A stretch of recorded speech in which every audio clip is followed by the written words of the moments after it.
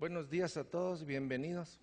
Qué rico es tener este momento de oración matutino, donde todos tenemos esa oportunidad preciosa primero de orar juntos y de ser como un solo hombre en la oración y en la intercesión. Padre, gracias por este día, gracias por tu amor y misericordia, por tu bondad. Gracias porque sabemos que es tu gracia generosa la que nos mantiene parados. Y eres tú, Señor, el que tiene más interés por nosotros que nosotros mismos. Gracias por esa continuidad de fidelidad y de tu permanencia hacia nosotros. Gracias en el nombre de Jesús. Señor, ayúdanos este día a entender tu palabra. Danos la gracia, Señor, de que tu palabra entre y sea esa espada que desarme esas fortalezas malignas que están en nosotros. Danos la gracia de romper esos esquemas religiosos. Danos la gracia de romper todo lo que nos separa o se resiste a tu amor. Por tu amor y en el nombre de Jesús te lo pedimos. Gracias, Señor. Bendito y bendito, bendito y bendito tu santo nombre por siempre. Por siempre, estamos a 5 de octubre del año 2015. Estamos en la gran jornada 2 y viendo la temática general que se llama Dentro del propósito y el plan eterno de Dios. En esta temática estamos en el punto 5, que es la redención del hombre, pero al hablar de la redención del hombre, uno se pregunta, bueno, ¿y desde cuándo es la redención del hombre?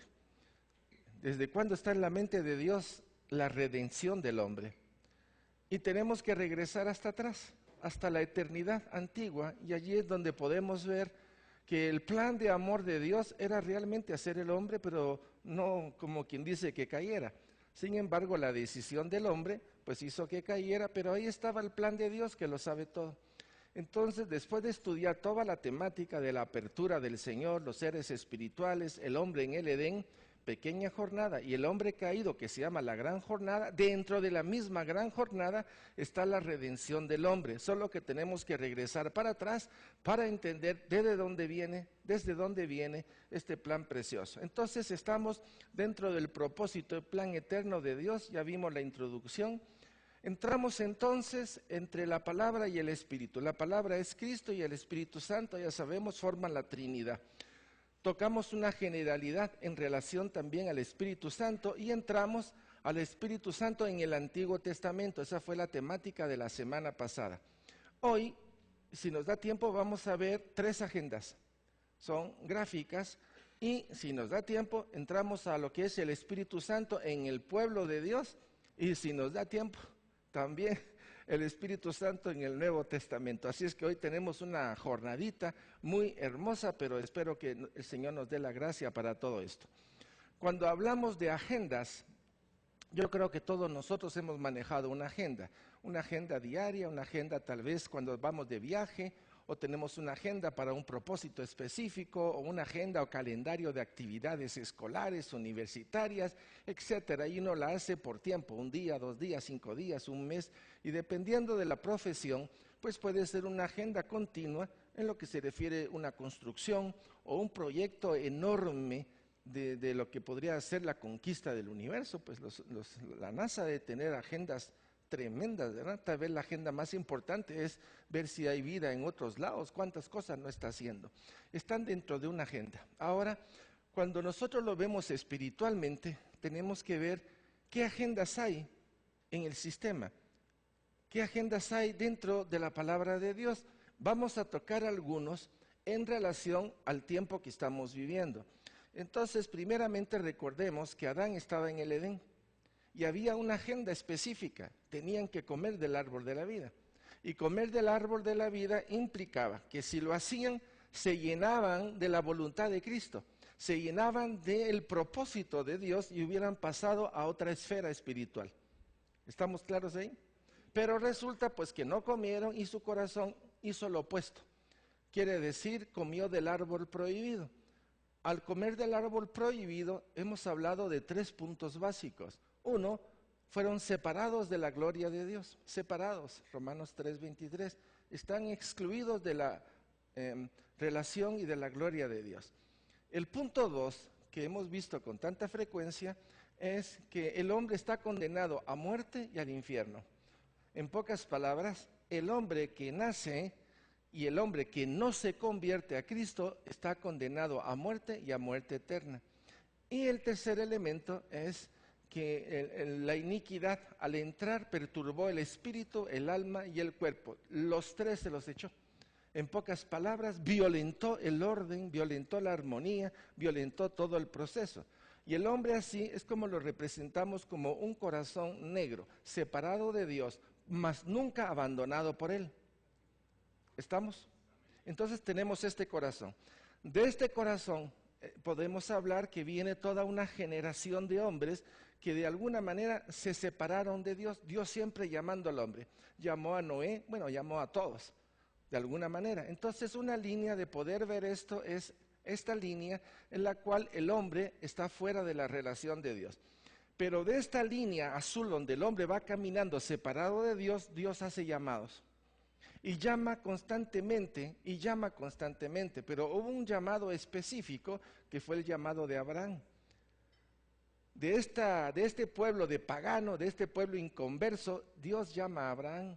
Y hay una separación entre la línea común del pagano y la nueva línea que comienza, que se llamaría el pueblo de Dios, que sería el pueblo de Israel, ¿cierto? Este pueblo de Israel tuvo un pacto con Dios. O Dios propuso un pacto. Y el pacto que el Señor propuso fue: yo quiero que ustedes sean mi pueblo y yo seré su Dios. ¿Están ustedes de acuerdo? Ellos dijeron sí, gritaron todos, ¿verdad? Amén. Hicieron un altar de piedras, hubo un sacrificio y Moisés tomó sangre y la roció sobre el altar, como diciendo: sello con sangre el pacto que Dios está ofreciendo. Primero se hace sobre el altar. Ya que está sobre el altar, se asegura que la voluntad de Dios está sujeta a ese pacto. E inmediatamente se le pregunta al pueblo: ¿están ustedes de acuerdo? Sí. Entonces tomó sangre, la sangre en un recipiente y la roció sobre el pueblo como una confirmación del pacto. Dios hizo pacto, solo Dios hace pacto, el hombre no hace pacto con Dios, es Dios quien hace el pacto. Del que está arriba es el que viene la bendición para abajo. Entonces tenemos que hizo el pacto y aquí está, se le dio la Torah, esta montañita que está ahí. Yo no sé si usted entiende qué es eso. No estoy jugando figuras geométricas. ¿Qué cree usted que es eso? El monte Sinaí y las 2 tablas. Y un dato muy importante en esto, por todo lo que nos vamos a meter, es que cuando el Señor baja a hablar con Moisés, cuando Dios en su manifestación gloriosa decide entrar en el tiempo de nosotros, como quien dice, del tercer cielo, hace su introducción en la tierra, toda la tierra es conmovida, tanto el sol como la luna, como las estrellas, como el aire, como el fuego, como el agua, todo se pone a temblar por la misma gloria de Dios. ¿A qué me quiero llevar con esto? Han habido lunas de sangre que son fenómenos naturales. No puedo asociar un fenómeno natural a lo que es la belleza de la santidad de Dios cuando Él descienda en su gloria. Cuando Él descienda es porque Él desciende, todo se va a conmover. De hecho, el cielo se va a volver como un pergamino de la misma presencia de Dios. Eso ocurrió también en el monte Sinaí. Los truenos, relámpagos, etcétera. Aquello fue tan impresionante que el pueblo le dijo a Moisés: Moy, te queremos tanto que mejor andamos solito, ¿sí? Y vos hablas con Dios y nos traes todo, ¿verdad? O sea, ellos perdieron la oportunidad de tener una relación más íntima con Dios. Vamos, pero hubieron rayos, hubieron centellas, hubo una oscuridad en esa montaña. Ya sabemos que la gloria de Dios tiene sus propias capas, son tinieblas santas. Porque esas tinieblas santas nos cuida a nosotros de no morir. Por eso Jesús murió. Él nos dio una túnica que nos capacita para atravesar esas capas. ¿Vamos bien? Entonces el monte Sinaí tiene una representación muy especial que nos habla de así como bajó aquí, cuando Él venga va a ocurrirse igual. Un gran terremoto, dice, y el sol se va a oscurecer y la luna se va a poner color de sangre, pero es por la presencia de Él. No lo confundamos con los fenómenos naturales. ¿Estamos bien? Pero Dios puede usar cualquier cosa. Solo puedo decir que Dios en su propia esencia mueve todo. ¿Estamos? Ok, ya tenemos la primera parte. Pero resulta también que en esta agenda también hay una mujer, y de esa mujer llamada María hay un designio sobre ella, hay un propósito sobre ella. ¿Se recuerda? Ella fue llamada, si se van al Antiguo Testamento, de una virgen, ¿se recuerda? Y nacerá, etcétera. Y de la descendencia de Isaí, ¿quién no se acuerda? Entonces, despierten a su vecino, díganle, vos ya estamos en clases. ¿Sí? Entonces, María y José, ahí está el embarazo. El Señor le dice que el que nacerá de él el santo, porque viene de arriba. Entonces es María. ¿Pero qué nace de María entonces? De María nace una agenda, la agenda de Dios por medio de Jesucristo. Vamos a ir despacito. Nace Jesucristo, muere Jesucristo, resucita Jesucristo, Él funda su iglesia y esa línea roja es la iglesia. Ya la estamos viendo. Esta grafía o estos diagramas que nosotros estamos haciendo, los estamos preparando para que en poco tiempo, cuando entremos al seminario, no tengamos problemas con ellos, sino que ya nos vayamos pura vaselina ustedes. Como cuando un bebé se tira de un trampolín y ese día pusieron mantequilla, así nos tenemos que ir, ¿cierto? Para que no tengamos tanto grado de dificultad. Ahí tenemos entonces la agenda de la iglesia. Primera cosa, si lo pueden apuntar, excelente. La agenda de la iglesia es una agenda de gracia. No es ley, es una agenda de gracia. Y la agenda de gracia, así como tuvo principio, va a tener fin. La iglesia tuvo su principio y va a tener su fin. Esa es la agenda de la iglesia. Pero aparte hay otra agenda, que es la agenda del pueblo de Israel. Hay una agenda específica para el pueblo de Israel. ¿Qué quiero decir con esto? Por favor, préstenme atención. En el Apocalipsis hay dos agendas.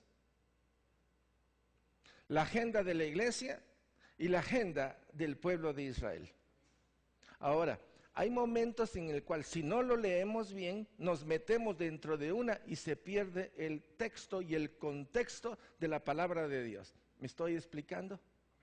Si no tenemos estos elementos, lo único que hacemos es como quien dice, voy a poner un ejemplo bien burdo. Vamos a jugar fútbol y me dieron un montón de pelotas y entre las pelotas me dieron de básquetbol, de fútbol y de ping pong. El que sabe lo que es va a separarlos, ¿verdad? Por favor, díganme algo, hombre. No, la plática no es tan impresionante como para que se queden mudos.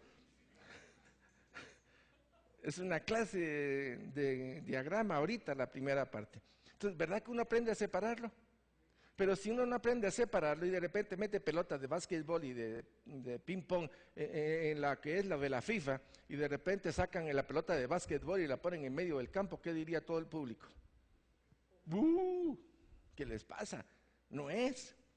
Por eso necesitamos discernir cuál es la agenda de la iglesia en el Apocalipsis, cuál es la agenda del pueblo de Dios. Pero aparte de estas dos agendas está la tercera, que es la agenda de los incrédulos.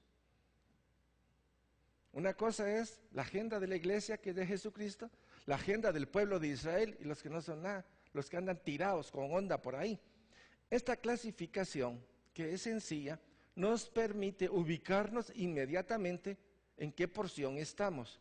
Primera pregunta, ¿en qué agenda está usted, pues? Pero los que no hablaron no sé dónde están. ¿En qué agenda de estas tres está usted? Ok, ¿en qué agenda está hoy el pueblo judío? El pueblo de Israel. ¿Y en qué agenda está la gente incrédula, pagana, etcétera, etcétera, etcétera, etcétera? De los incrédulos. Ok, viene la primera pregunta. Bueno, después de un montón de preguntas. ¿Puede un judío salvarse? ¿Cómo? Ok, entonces un judío se puede salvar. ¿Cómo? Si cree, si confiesa. Entonces ya tenemos la otra línea. Por eso les dije, vamos a ir despacito para que ustedes me cachen, pues. Bueno, ¿y puede haber un incrédulo que se convierta? ¿Y qué pasaría con el incrédulo? Entonces, ¿de dónde venimos nosotros? De ahí. Ahora, ¿dónde estamos nosotros? Ah, ¿ya vieron?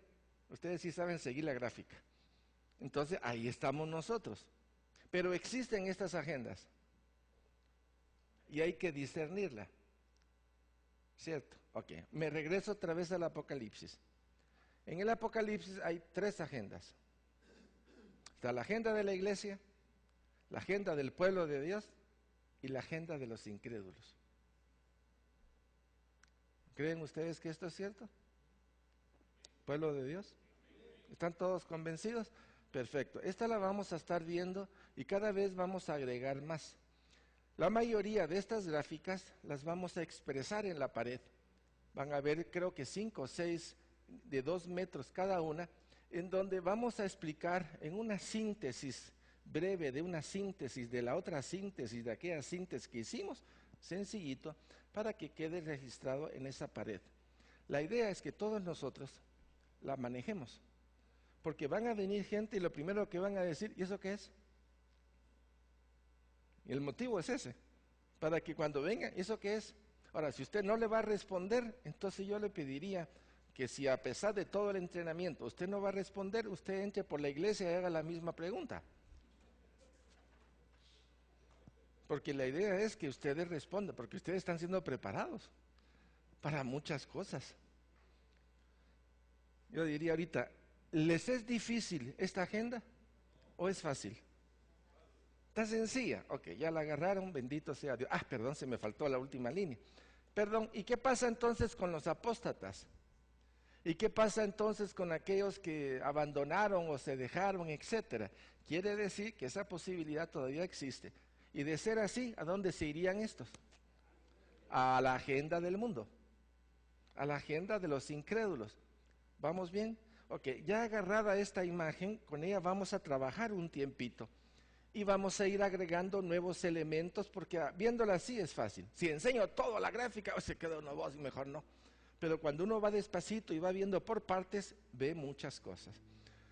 Bien, entonces entramos al Espíritu Santo y estamos en la porción del Espíritu Santo en el pueblo de Dios. ¿Cómo se movía el Espíritu Santo en el pueblo de Dios?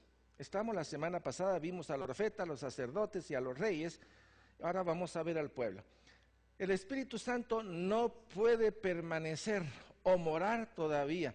No había sido dado. En el tiempo del Antiguo Testamento, el Espíritu Santo era por momentos, y quienes lo tenían más, entre comillas, eran los profetas y el sumo sacerdotes o los sacerdotes, y reyes muy especiales, reyes del sur. La mayoría de reyes en general fueron idólatras, perversos, asesinos, pero hay como 4 o 5, jalando un poco la pita, 6 reyes del sur que marcaron una diferencia y que Dios trabajó con ellos muy bien. Entonces, Juan 7:39 dice, esto dijo del Espíritu que había de recibir los que creyesen en Él, pues aún no había venido el Espíritu Santo porque Jesús no había sido aún glorificado. Parte del problema es que el pecado, la única forma de ser quitado era por medio de la sangre del Cordero. Y en el Antiguo Testamento lo que existía eran los sacrificios animales. Y los sacrificios animales o la sangre animal lo único que hacía era tapar. Pero la sangre del Cordero de Dios quita el pecado. Entonces esta diferencia permite saber que hasta que Jesús no puso su sangre, Él la tomó, le dijo a María, no me toques, Él fue al cielo, puso la sangre en el propiciatorio. Y cuando la sangre fue en el propiciatorio, Dios declaró, así como por la primera ley dije, el que come morirá, también aquel que crea en Jesús será salvo. Y la ley se cumplió. Entonces tenemos la sangre de Jesucristo a favor de nosotros. Como ya está abierto el lugar santo, el lugar santísimo, se rompió el velo, tenemos opción para entrar, para clamar, para pedir al trono de la gracia. Y sabemos que Él es fiel. Por eso decimos, pues aún no había venido el Espíritu Santo, porque Jesús no había sido aún glorificado. ¿Vamos bien? Entonces la forma de accionar del Antiguo Testamento era temporal. Las manifestaciones en el pueblo eran temporales. Nos vamos a Isaías 63:11 y la palabra de Dios dice así. Gracias, gracias. Pero se acordó de los días antiguos de Moisés y de su pueblo, diciendo: ¿dónde está el que les hizo subir del mar con el pastor de su rebaño? ¿Dónde el que puso en medio de él su Santo Espíritu? El que los guió por la diestra de Moisés con el brazo de su gloria, el que dividió las aguas delante de ellos, haciéndose así nombre perpetuo. Estamos hablando de un personaje. Bueno, fueron varios personajes, ¿no? Moisés no fue el único que abrió el mar. ¿Quién más lo abrió? A ver, ¿quién? Josué. Pero el río Jordán. El río Jordán, perdón. Pero hubo otro también que se abrió su río por ahí. Elías. Elías abrió el río. O sea, hay muchos personajes con un poder tremendo. Pero a nivel del pueblo también era temporal. Vamos a otra cita. Pero el pueblo puede constrictar al Espíritu Santo y de paralizar su acción. Ustedes se recuerdan que cuando los reyes hacían cosas impropias, si se recuerdan cuando David hizo un censo y su general le dijo: ¿por qué tentás a Dios? Ese censo que Moisés hizo, el Señor le dio a David 3. Mira, escoge, ¿qué quieres? ¡Hala, qué topado! ¿Qué tal si Dios viene contigo y te dice: mire, por todas las cosas que tú has hecho te doy tres opciones para que tu pecado sea perdonado? ¿Ya? Que te caiga encima una molotera de pelota de fútbol de todo el mundo, que venga un ejército macabro y te haga pedazo, o que caigas en las manos mías. ¡Hala!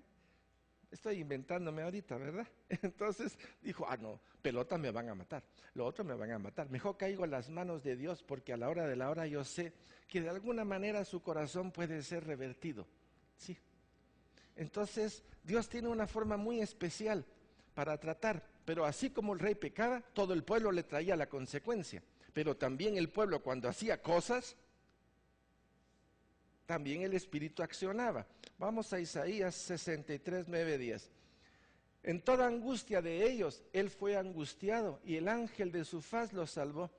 En su amor y en su clemencia los redimió y los trajo, y los levantó todos los días de la antigüedad.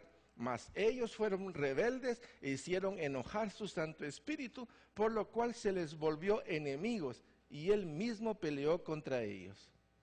¿Cuántas veces leemos eso en el Antiguo Testamento? ¿En cuántos pasajes? Si hablamos del tiempo de los jueces, ¿cuántos jueces tuvo que ser levantados? 12. 12 jueces levantó el Señor. ¿Quiere decir que 12 veces? 12 es gobierno. Quiere decir que 12 veces el pueblo tenía el ciclo de estaba bien con Dios, hacía cositas malitas, se metía con los paganos, fornicaba con ellos, se metía con sus dioses, y venía la ira de Dios sobre ellos y quedaban metidos en esclavitud. Pero de repente como que uno tenía luz y clamaba: Señor, ten compasión de nosotros. Esta misma historia es la historia que le va a pasar al pueblo de Israel en la agenda de Dios al final de los tiempos. El pueblo de Dios clamará a Dios y Dios le responderá, pero después de que le ha dado un par de cinchazos terribles. Entonces es una constante repetición, y podemos ver eso en el Antiguo Testamento, cosa que en nosotros ya es: si peco, ya sé lo que tengo que hacer, porque el mismo Espíritu me guía, y Él me va a acompañar hasta el fin de mis días. Hay promesas de Él para esto. En todo el Antiguo Testamento observamos actuar las dos potencias de la divinidad. Ahora aquí vendría a ser: ¿cuáles serían las dos potencias de la divinidad? Hoy sí. Dona imaginaria con café medio diluido para que no se le ponga los ojos así. A ver, ¿cuáles son las dos potencias con las cuales accionó el Señor en el Antiguo Testamento? La palabra y el Espíritu. Hemos estado hablando de eso. La palabra y el Espíritu. Y para nosotros, ¿cuáles son las potencias? Porque ya no solo es una. Tenemos la palabra. Tenemos el nombre de Jesucristo, tenemos la sangre de Jesucristo, tenemos el poder del Espíritu Santo, hemos sido equipados con la armadura de Dios, tenemos los dones, tenemos las habilidades naturales, tenemos la palabra, el escrito está, o sea, y sobre todo tenemos una proyección de la agenda de Dios para la iglesia. O sea, tenemos muchos elementos que tenemos que considerar. Va, cambiamos el ejercicio, pues ustedes son más. Vamos a comprar un carro. ¿Qué pensaría usted si va a comprar un carro? ¿Qué preguntas haría o a quién se uniría? Primero, póngase de acuerdo con su esposa, ¿no? Y segundo, ¿carro para qué? ¿Es para sextear? ¿O porque ya tienen 5 hijos? Entonces, no, vos necesitamos una furgoneta. Perfecto, si es una furgoneta, veamos furgonetas. Y si es furgoneta, ¿cuál es la que tiene más bolsas de aire? ¿Cuál es la más económica? ¿Cuál es la que me ofrece cierto aspecto de enganche, de garantía y etcétera? ¿O no? ¿No pensaría usted en esto? ¿O solo iría, esa me gusta, y la compra? Y después llega con la mujer, mi amor, lo que traje. Ay, mi hijo, pero ahí no cabe ni siquiera el súper. ¿Cierto?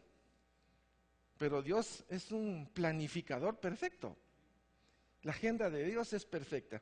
Entonces observamos 2 potencias perfectas en el Antiguo Testamento, la palabra y el Espíritu. Y conforme a la palabra y el Espíritu hay un mover tremendo. Entonces la palabra, la cual penetra desde afuera como una espada que pone al descubierto a la carne. Hebreos 4:12-13, que esto la estudiamos el día de ayer en la charla que tuvimos, no la vamos a repetir, solo la primera parte. Porque la palabra de Dios es viva y eficaz, y más cortante que toda espada de 2 filos, y etcétera. Penetra y separa, y todo lo expone abiertamente ante la presencia de Dios. No hay cosa creada que no pueda ser vista por Él. Entonces la palabra sigue siendo aquella que está a nuestro favor. La palabra jamás ha estado en contra. El problema es la forma como se ha presentado. Se ha presentado como látigo, se ha presentado como algo, como una carga, cuando en realidad la palabra es para bendecir, para exaltar, para liberar, para santidad. Entonces la perspectiva correcta es la perspectiva de Dios hacia abajo, no la de nuestra para arriba. Nosotros tenemos un problema que se llama antropomorfismo. Nuestras imágenes del colegio, de la religión, ha formado una serie de figuras que no cuadran con la figura de Dios. Entonces, eso es un bloqueo que nos impide recibir la bendición y la revelación de Dios. Pueblo de Dios, estamos bien. Y segundo, el Espíritu Santo. Cuando hablamos entonces del Espíritu Santo, si vemos las manifestaciones que habían en el Antiguo Testamento, es el fluir, el Espíritu fluye y se infiltra, y diría yo, insensiblemente. ¿Quiénes de ustedes de repente se han dormido así medio mosqueados, le han pedido perdón a Dios y al día siguiente diera la impresión de que algo pasó? Ni nos dimos cuenta. ¿Quién se dio cuenta de lo que pasó cuando fue nuestra conversión? ¿Cierto? Pero actuó. El Espíritu permanece invisible. El Espíritu transforma el interior. El Espíritu desciende, se derrama y sumerge a la persona. ¿Estamos? Entonces, hay porciones del pueblo de Dios que se mantiene fiel. Si usted se va a Ezequiel capítulo 9, antes de que entrara a Babilonia a conquistar, y prácticamente fue la última vez, fue en el año 586, que fue la tercera invasión de los babilónicos, y Israel, el pueblo, iba a ser destruido. Sin embargo, el Señor para los 4 ángeles del viento y dice: hey, no intervengan todavía hasta que marquemos en la frente aquellos que han sido honorables, aquellos que se han mantenido, aquellos que entonces hace una connotación especial de ese pueblo. A esos no los toquen, porque ellos han sentido el dolor que yo siento por lo que ellos están haciendo. O sea, su pueblo, ¿va? Son gente que sabe lo que el pueblo está haciendo y que están poniendo enojo en mi corazón. A esos márquenlos, a esos no los pueden tocar. ¿No les parece algo similar de lo que va a pasar con los 144,000 en el Nuevo Testamento, en Apocalipsis capítulo 7? Es lo mismo. Hay un celo de Dios y va a marcar a estos hombres, que son los que van a llevar a feliz término la última evangelización del mundo. Son ellos. Bueno, entonces es el derramamiento del Espíritu Santo. Seguimos. Juan el Bautista esperaba al Mesías, al que bautiza en el Espíritu Santo. Y vemos aquí Mateo 3:11. Yo a la verdad os bautizo en agua para arrepentimiento, pero el que viene tras mí, cuyo calzado yo no soy digno de llevar, es más poderoso que yo. Él os bautizará en el Espíritu Santo. Estamos hablando en el Nuevo Testamento ya.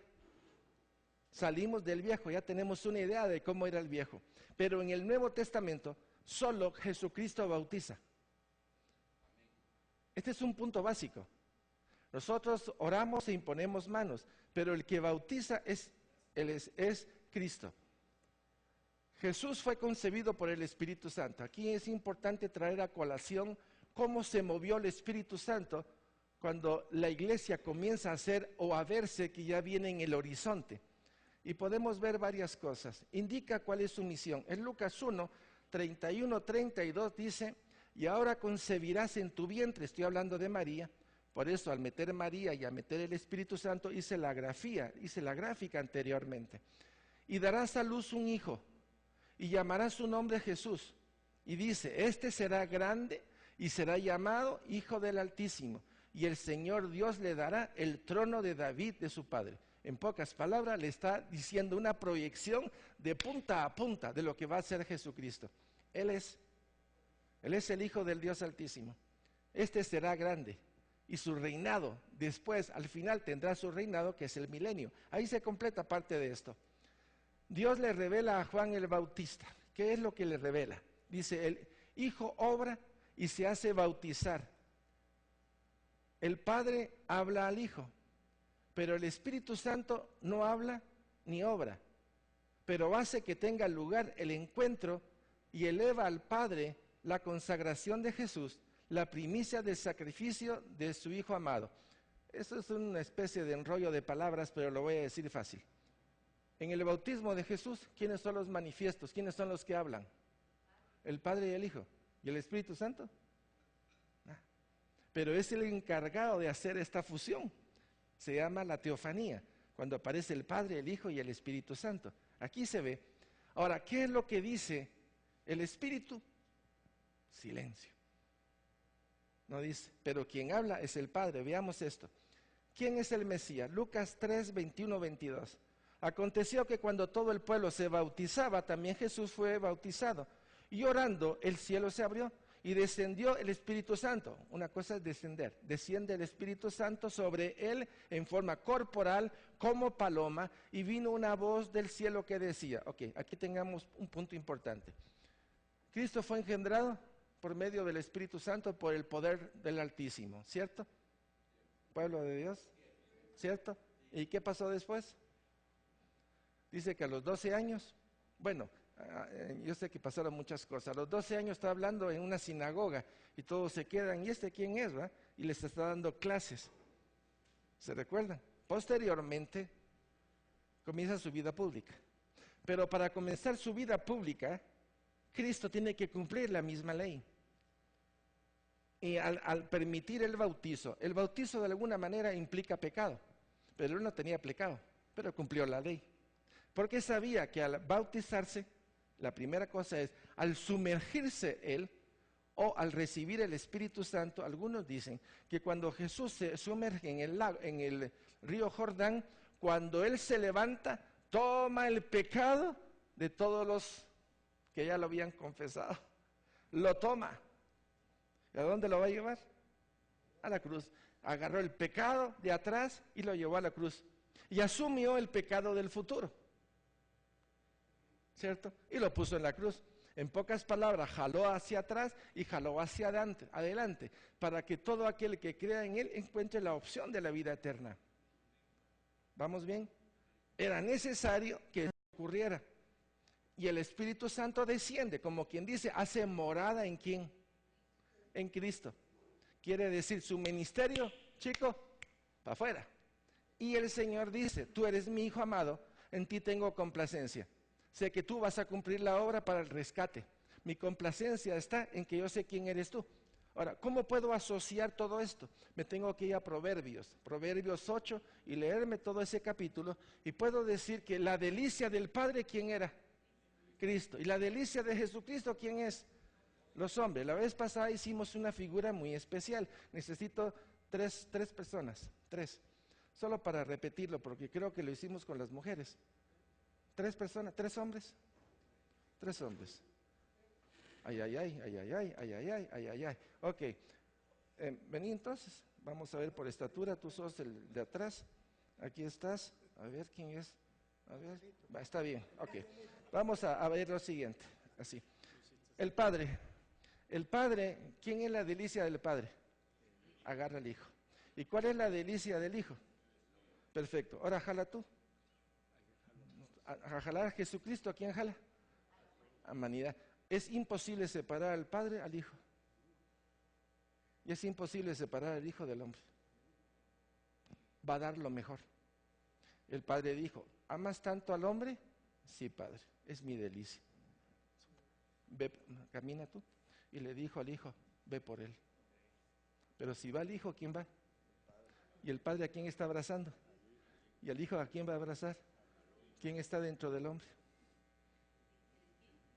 Están los tres, el Padre, el Hijo y el Espíritu Santo. ¿Y para qué? Para retornarlo ¿a dónde? Al Padre. Es una historia de amor. ¿Cierto o no? Un aplauso para mis hermanos, como vienen. Gloria a Dios. Sigamos. Vamos a otra. ¿Quién es su Hijo amado? Entonces, Marcos 1:11, y vino una voz de los cielos que decían, tú eres mi Hijo amado, en ti tengo complacencia. En la misma cita, en otra. La complacencia de Dios está en aquel que quiere oír y hacer la voluntad de Dios. Todo esto es lo siguiente. ¿Quiénes son los que viven en la eternidad? Los que en este momento viven en la eternidad. Pensemos en los ángeles dignos. Dijeron, confiamos en ti. Si existimos es por ti. Y si vamos a seguir es por ti. A la hora de la hora, todo está en ti. Gracias por darme el don de la vida, podrían decir los ángeles, ¿o no? Porque lo comprenden en esa dimensión. Nosotros estamos descubriendo en este tiempo que es efímero, temporal, el plan de Dios. Si yo sé que Él me hizo, Él me creó, Él me sostiene y me quiere para Él, dígame, si Él es el Todopoderoso, ¿qué hago? ¿Dónde me meto? ¿Dónde me meto donde Él no llegue? A la hora de la hora es un juego de tontos, como querer escabullirse de la bendición de Dios. Pero eso pasa a nivel pagano y sobre todo todavía a nivel cristiano. Pero si ocurre a nivel cristiano es porque hay una dejadez, hay una apatía, hay un constrictar al Espíritu Santo. Casi diría apagar al Espíritu, porque no estamos permitiendo que el río del amor fluya, que el río de la verdad fluya, que el río de la fidelidad de Dios fluya. Él me quiere limpiar y yo no lo dejo. A ver, ¿quiénes se sienten así? ¿Quiénes se sienten ahorita, en este momento, como quien dice, estoy bloqueando la gracia de Dios en mi vida? ¿Sí? Ok. ¿Quién es el Cordero de Dios que quita el pecado del mundo? Juan 1:29 lo esclarece. El siguiente día vino Juan a Jesús, que venía a él y dijo, he aquí el Cordero de Dios que quita el pecado del mundo. ¿Cómo le llegó esto a Juan? No lo sé. Pero que dijo una verdad eterna, la dijo en una forma maravillosa. No creo que él por sí mismo haya llegado a esta deducción. Esta le vino del Padre. Esta le vino del Espíritu Santo. Porque la costumbre judía era animales. Era un sangrerío terrible por los animales. Pero de repente, mira cómo es romper el paradigma de la cultura religiosa. Entonces, Él es el Cordero de Dios. Estos son corderos de animales, sangre de animal que solo cubre. Pero ese que está ahí es el Cordero de Dios que quita el pecado del mundo. Es el Cordero de Dios. ¿Desde cuándo está ese Cordero? Esa revelación que tuvo Juan es impresionante. Sale de todo umbral humano. Pueblo de Dios. Entonces, que quita el pecado del mundo, no que lo tapa. Son muchas verdades las que están condensadas en esta cita bíblica. Prácticamente agarró todo el Antiguo Testamento, lo hizo un 5. ¿Saben lo que es un 5? ¿Se recuerdan cuando uno hacía así? Pero el 5 más chiquito de todos los 5. Aquel si costaba meterlo entre los dedos, como quien dice, agarró el Antiguo Testamento y lo hizo casi nada y lo concentró en la persona de Jesucristo. ¿Quién cumplió el Antiguo Testamento? Cristo. ¿Cómo queda el Antiguo Testamento? Como un puntito. Porque todo era sombra y figura para llegar a aquel que era el Cordero de Dios que quita el pecado del mundo. Amén. Pueblo de Dios. ¿Vamos bien? Ok. Su bautismo es la investidura como Mesías y la presentación de Dios como su siervo. Ya, vamos a Isaías 42:1. He aquí mi siervo, yo le sostendré, mi escogido, en quien mi alma tiene contentamiento. He puesto sobre él mi espíritu, él traerá justicia a las naciones. ¿No se cumplió? Fue investido de un poder, o sea, traía el respaldo de la eternidad. ¿De dónde venía el respaldo de Jesucristo? De la eternidad. Ahora vamos a entrar a una esfera impresionante, Belén. Aquí hay una respuesta que queda uno anonadado. ¿Sabe qué quiere decir anonadado? ¡Wow! Así, ¿qué pasó aquí? Como dice mi nieto. ¿Cómo es que dice el chiquito? Cuando tiene una sorpresa, ¡ay no! Se echa para atrás, tiene 2 años. ¡Ah! ¡Wow! Hace así cuando ve un carrito. Se impresiona. Y si es más grande, ¡wow! Se queda así. Pues aquí nos vamos a quedar así. ¿Qué creen ustedes que dice una cita de Miqueas capítulo 5 versículo 2? ¿Qué creen ustedes que dice esta cita y que la hemos leído tantas veces y pasa desapercibido?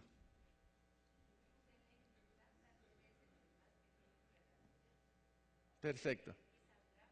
Ok, mire lo que dice. Mire lo que dice.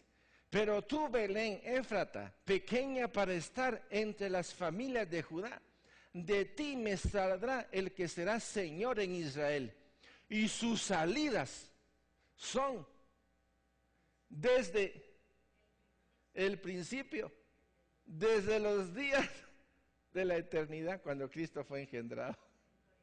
La sabiduría fue engendrada, pero que Cristo haya sido engendrado no quiere decir que Él no sea eterno. Él fue engendrado con un propósito de creación y también de redención. Y sus salidas son desde el principio, desde los días de la eternidad. Bueno, defíname eternidad. A ver quién le pega más duro. ¿Qué es eternidad? En la eternidad no hay tiempo. Te doy oportunidad para que redefinas tu posición. Micrófono, por favor. Porque si me decís tiempo, ya me metiste a mí en el hoyo de la caída. Definición. Alfa y omega es tiempo. Alfa y omega es tiempo. No tiempo. Es el constante presente de Dios. No hay tiempo. Para nosotros tenemos que medio ubicar, bueno, ¿y cómo clasificamos eternidad? De alguna manera tenemos que verlo. Por eso decimos eternidad antigua. Sigue siendo eternidad, pero antigua, pero sigue siendo eternidad presente. Es una forma de enfocarlo solamente. Para nosotros, con mente finita y con tanto antropomorfismo en nuestra mente, nos cuesta entender este principio, es eterno. Infinito. Infinitamente fiel. Infinitamente misericordioso, infinitamente amoroso, infinitamente, ¿qué? Santo. Le podemos agregar todo. Él es el soberano, el eterno soberano. Pero ¿de dónde salió entonces Jesucristo? Dice Belén. ¿Cómo uno va asociando todos los elementos? Y uno dice, wow, qué plan, qué agenda la de Dios, tan hermosa, tan preciosa. Desde el seno materno Dios hace a Jesús el Hijo de Dios. Vea usted lo que dice. Y pensando él en esto, he aquí un ángel del Señor le apareció en sus sueños y le dijo: José, hijo de David, no temas recibir a María, tu mujer, porque lo que en ella es engendrado del Espíritu Santo es. Bueno, ¿quién es el Espíritu Santo? El Eterno. ¿Y a quién va a engendrar? Al Eterno. Por eso uno mira todo esto y dice, ¡ala, qué plan más precioso y hermoso! ¿Cómo se compagina todo? Mario. Ángel, aquí aparece la palabra engendrado. Sí. Es aquí donde fue engendrado Jesús. En forma humana, cuerpo Sí, humano. claro. Humanamente hablando, Sí. fue engendrado. Sí. Aunque él fue engendrado, pero no creado, ¿verdad? No, exacto. Jesucristo no es creado. Por eso al leer Proverbios es donde dice, fui engendrada, la sabiduría fue engendrada. Cuando se habla de sabiduría, se está hablando de Cristo. Cristo fue engendrado, quiere decir del mismo seno de Dios. En ese propósito fue engendrado para hacer todo. Aparte es cuando Él nace, porque Dios le prepara un cuerpo a Jesús, según Hebreos. Y este cuerpo es para que pueda cumplir el propósito de Dios, ¿verdad? Entonces una cosa es el propósito que viene de arriba y otro es el plan de salvación. Son dos cosas diferentes, pero están dentro de la agenda de arriba. No sé si... ¿sí? Okay. Ángel, Sí. esto sería para motivos de que nosotros aprendamos. Sí. Porque Él no fue engendrado en la eternidad, ya existía. Sí. Es decir, es para nosotros. Para nosotros, este es para nosotros. Ahora, esto que es para nosotros, por ejemplo, una señora anhela, ¿desde cuándo anhela a su bebé? Desde siempre. De hecho, se les enseña a la niña a tener chiquitos y a cuidarlos y a poner la pacha, a intoxicarlos, después desintoxicarlos. A los bebés, a los chiquitos, ¿no? Ok, en el plan de Dios está, por eso Apocalipsis 13:8 lo esclarece. Fue inmolado antes, desde antes. Quiere decir, Él como Dios, con su capacidad de presencia en todo sentido, nos quiso hacer ver y dejar registrado que su amor por ti y por mí es amor eterno. Que su plan que era invisible lo hizo visible a través de las Sagradas Escrituras, a través de Cristo y a través del Espíritu Santo. Nos está metiendo a todos nosotros, siendo finitos, en lo infinito de Dios. Mis hermanos, no sé si me perdí yo o se perdieron ustedes. ¿Vamos bien? ¿Sí? Gloria a Dios. Ay, creo que me comí una cita. Respondiendo el ángel le dijo, el Espíritu Santo vendrá sobre ti y el poder del Altísimo te cubrirá su sombra, por lo cual también el santo ser que nacerá será llamado Hijo de Dios. Ok. Lucas 1:41, y aconteció que cuando oyó Elizabeth la salutación de María, la criatura saltó en su vientre y Elizabeth fue llena del Espíritu Santo. Quiere decir que ya comenzó a operar de alguna manera, en forma manifiesta. Fíjense ustedes, aquí está Juan el Bautista. El que está siendo lleno del Espíritu es Juan el Bautista, porque tenía que cumplir una misión. Juan el Bautista era el heraldo de Dios. Un heraldo es aquel que va tocando la trompeta y va haciendo ver, viene el Rey de Reyes, Señor de Señores. También va a ocurrir en el arrebatamiento, va a haber trompetas, anunciando que el que viene es Rey de Reyes. Y sobre todo, en el Apocalipsis, en el 6º sello, dice que el sol se oscurece y la luna se pone de sangre. Pero inmediatamente que el cielo se comienza a abrir, antes de que Jesús descienda en su caballo, llegan las trompetas. Y después llegan las copas. Y después de que se ha cumplido el juicio de Dios, Él viene con su caballo. ¿Cierto? ¿Sí? Por eso la historia no la puedo ver bajo la perspectiva de un libro. Hay que verla a nivel de toda la cosmovisión bíblica. El cuadro se va armando solo. Por supuesto, cuando digo solo no quiere decir que las piezas van cayendo, ¿eh? Si usted quiere revelación y quiere relación con Dios, se tiene que meter por lo menos de donde está Él, o se manifiesta Él, que es la palabra.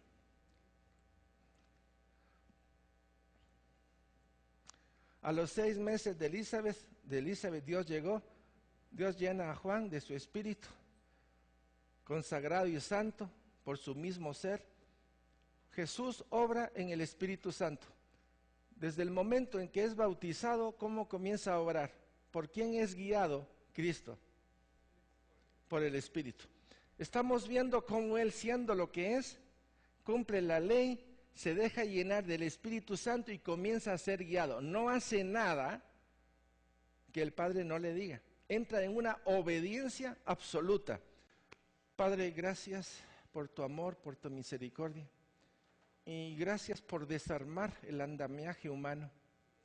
Y gracias por la revelación y la nueva construcción que estás haciendo en nosotros, basados en tu palabra y en el Espíritu Santo. Porque a la hora de la hora, tu palabra y el Espíritu Santo sigue funcionando en nosotros y son las dos fuerzas y fortalezas que tú nos has dado, Señor, para continuar. Gracias por la sangre de Jesucristo, gracias por el nombre de Jesucristo, gracias por los dones, por las habilidades que nos has dado y sobre todo por esa revelación que está transformando nuestra manera de pensar y de sentir. Gracias, gracias y gracias. Te alabamos, Señor, te bendecimos y te glorificamos. Eres bueno, Señor. Gracias por tu amor. Gracias por la obra que estás haciendo en nosotros. Bendito sea el Señor. Que el Señor les bendiga y entonces nos vemos para acá.